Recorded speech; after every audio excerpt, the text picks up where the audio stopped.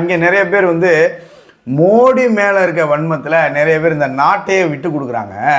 அதாவது என்ன சொல்கிறாங்க அப்படின்னு பார்த்தீங்கன்னா, இந்தியா பாகிஸ்தான் வாரில் வந்து டொனால்ட் ட்ரம்ப் வந்து மிரட்டிட்டாரு, அதனால் வந்து இந்தியா வந்து போர் நிறுத்தத்தை அறிவிச்சிட்டாங்க அப்படின்னு சில மென்டல்கள் இங்கே பேசிக்கிட்டு இருந்தாங்க.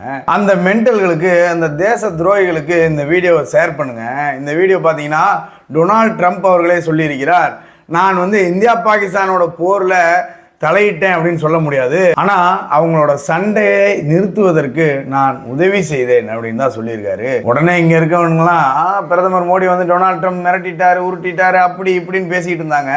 அந்த தேச துரோகிகளுக்கு இந்த வீடியோவெல்லாம் அனுப்புங்க. இப்போ வந்து அவனுங்க மூஞ்செல்லாம் எங்கே கொண்டு போய் வச்சுக்குவானுங்க அப்படின்றது தெரியல.